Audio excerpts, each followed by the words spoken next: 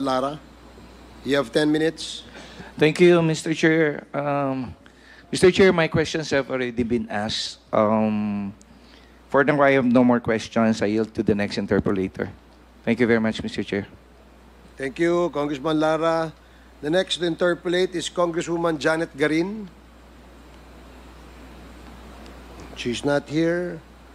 So, Congressman Drixie Cardema, you are recognized. Thank you, Mr. Chair. Good evening po. Just a manifestation.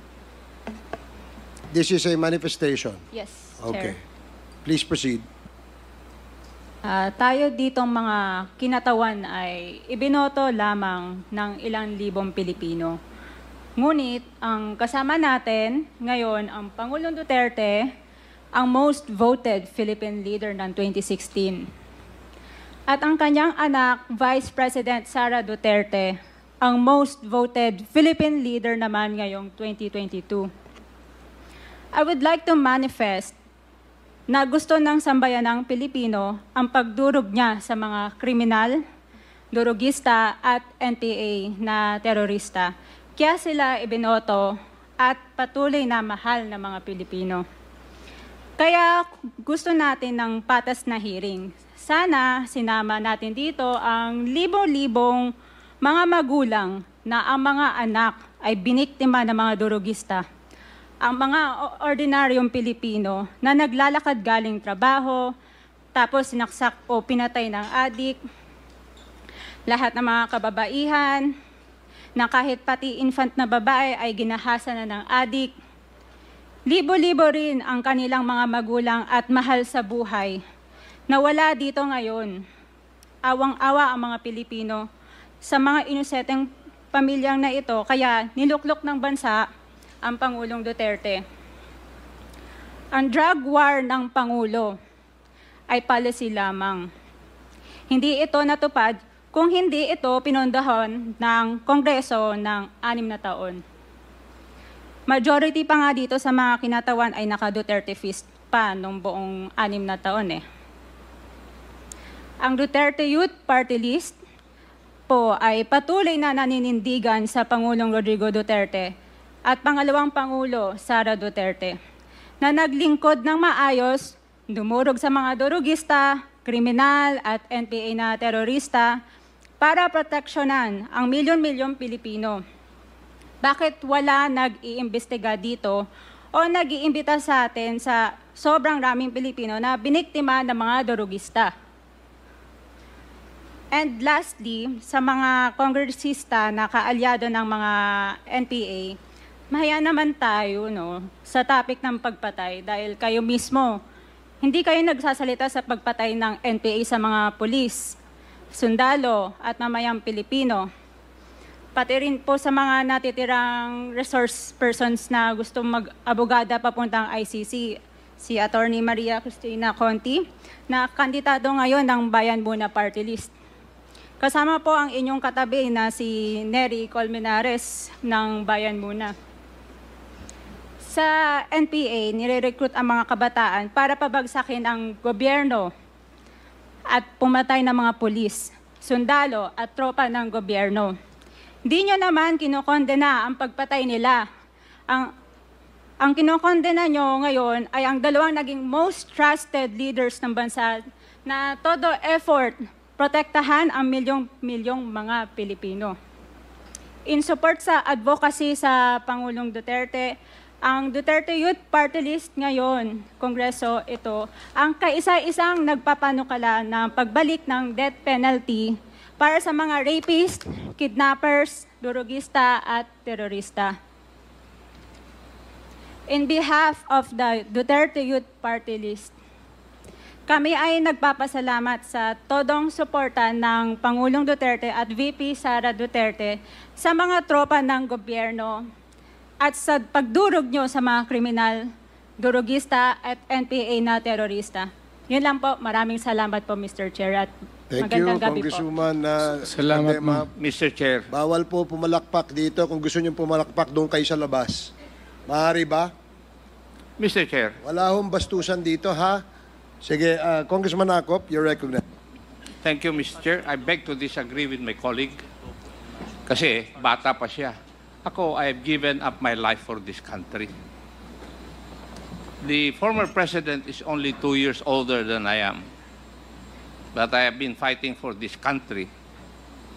I was a member of the Philippine Constabulary and became a policeman after Republic Act 6975 was enacted. This statement of my colleague betrays her ignorance. Kung gusto po niya na magpa-imbestiga, mag-file siya ng resolution and maybe refer to the appropriate committee to be fair with her. She is a congressman. She knows the rules.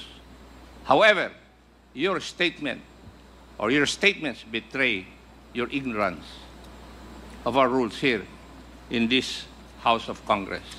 So I beg to disagree, Mr. Chair, na sila lang ang nakikipaglaban at marunong makipaglaban sa kalaban. As I've said before, I have given the most part or most years of my life fighting the enemy of this country. Thank you, Mr. Chair. Thank you, Congressman Acop.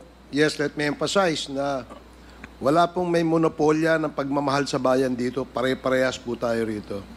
And following the suggestion of Congressman Acop, kung meron kayong gustong paimbita, mag-attend kayo ng hearing. Hindi yung a-attend kayo kapag andito lang ang dating Pangulo, ang ating Vice Presidente. Umattend kayo. This committee hearing, this Quadcom, makes announcements of all its hearings. And from here on, we want to see you in our hearing, and please submit to the committee secretary all the persons you want to be invited. Wala hong ano yan, wala hong ano yan. Kung sino yung gusto niyang imbitahan, pwede po yan.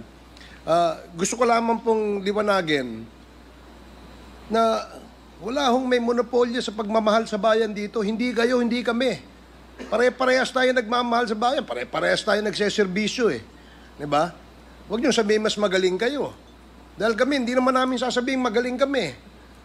Pero kung pagmamahal sa bayan, pare-parehas tayo. Huwag niyong sosolohin yan. Dahil magagalit si Congressman Dan Fernandez. Anyway, Mr. Chair. Mr. Chairman. Mr. Chair. Congressman Abante and then Congressman Senior Deputy Speaker Gonzales. Congressman Abante. Katulad din po ni Congressman Romy Acop, gusto ko ring sabihin ang ilan sa aking talambuhay.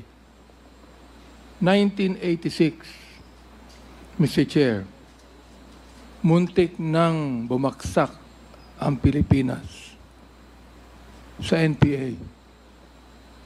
Mayroong 37,000 na armed NPA sa bansa. Merong 5 million na mass support ang NPA. That was 1986.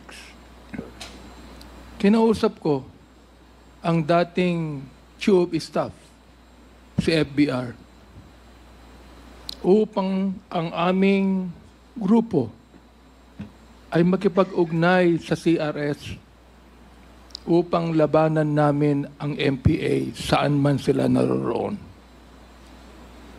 Bilang isang religious leader, wala po kaming dalang armas. In fact, kami po ay nag-create ng grupo na ang tawag confrontational evangelism. Na ang ibig sabihin nun,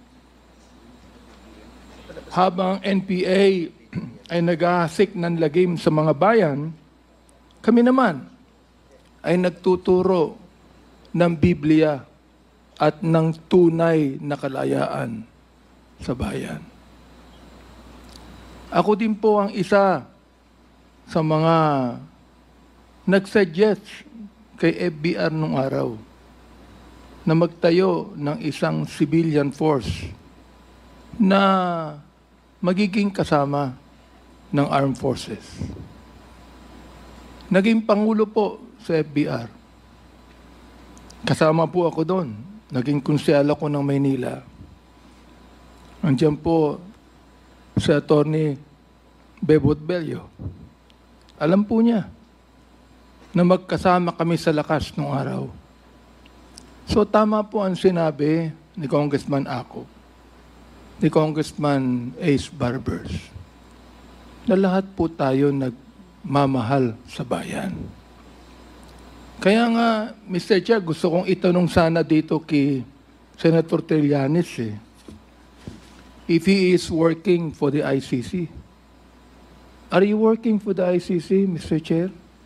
Hindi po, You are not. hindi po, Mr. Chairman. But you are connected with the ICC. Opo, by virtue of being the first to So, Mr. to file. Chair. Yes. This man who used to be a part of the armed forces that should be a patriot in this country has been conniving with the ICC in this country. Now, we would like to have a balance here. Hindi po yung unfair tayo o bias tayo. Balance lang tayo dito. Hindi natin dito inaakusahan ang sinumang personalidad. Issues. Kaya nga sinasabi ko sa ating former president, hindi ko maintindihan kung bakit kinakailangan pumatay tayo ng 30,000 people sa war on drugs. Naniniwala po ako sa war on drugs, Mr. President. Suportado ko na ayaw natin ang bansang Pilipinas mahulog sa kuko ng mga drug pushers and drug lords. Ang nakakapagtaka lang, Mr. Chair, kung bakit kakaunti lang ang napapatay ng mga drug lords at drug traffickers at libo-libo ang napapatay ng mga drug pushers at daan-daan ang napapatay ng mga drug users. Huwag natin pag-usapan dito ang ideolohiya. Pag-usapan po natin dito kung paano natin pagagandahin ang bansang Pilipinas. Yan po ang pag-usapan natin dito, Mr. Chair.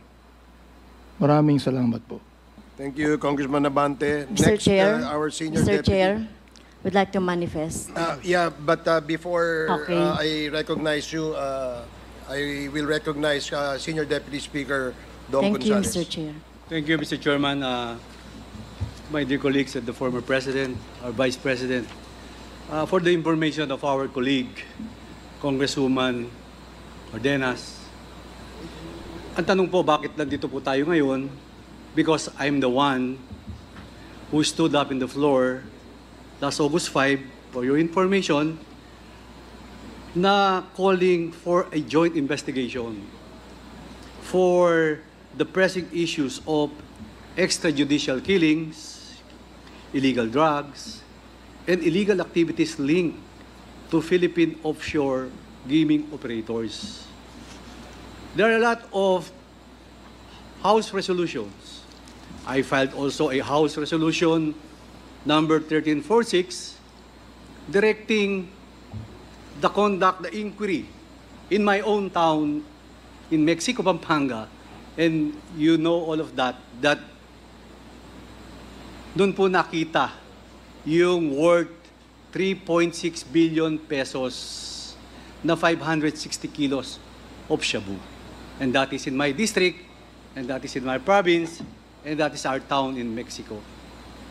And nakita po din natin yung 3.8 billion worth na intercepted sa Subic Port na inotor po ni Congressman Jeffrey Conghun.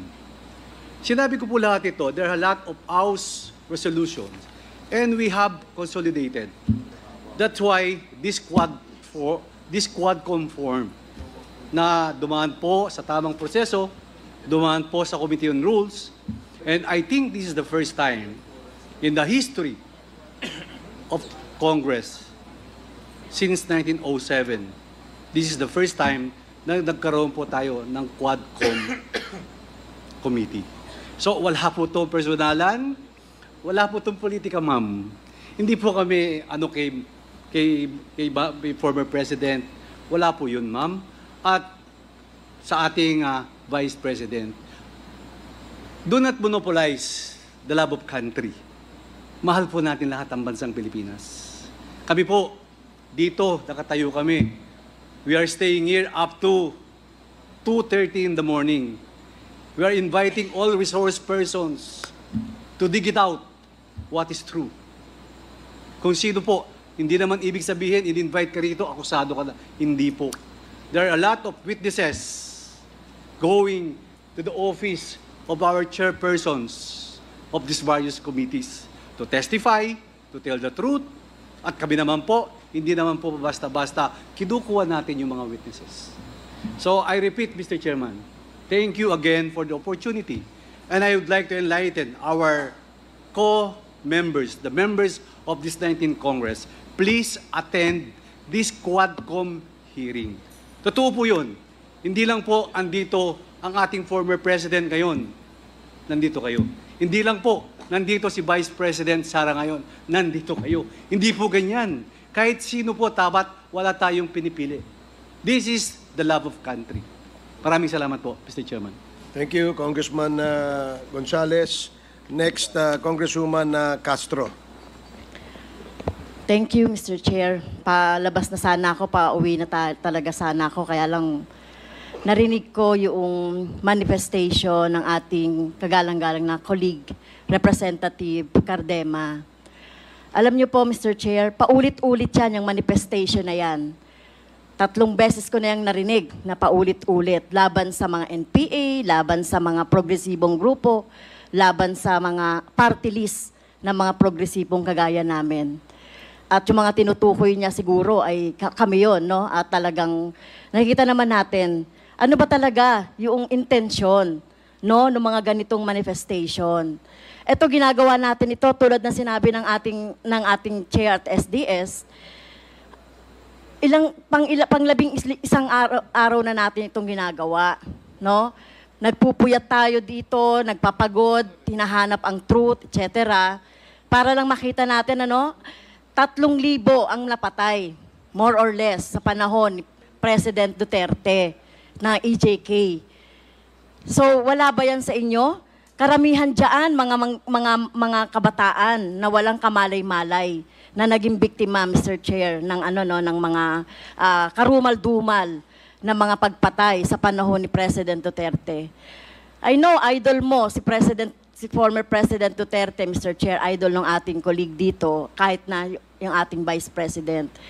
Pero dapat po, ang tingnan natin dito ay yung kapakanan, lalong-lalo na yung ating mga kabataan.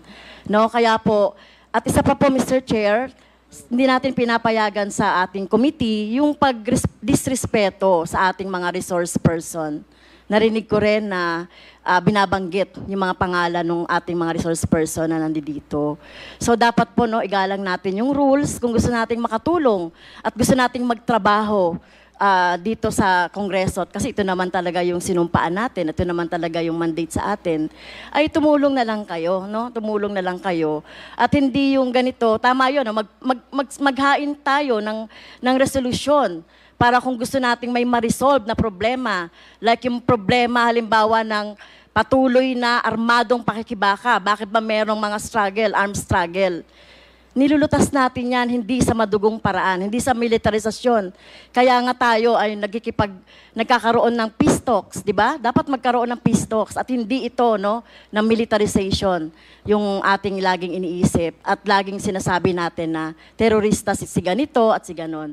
So, Mr. Chair, pasensya na po kasi nagiging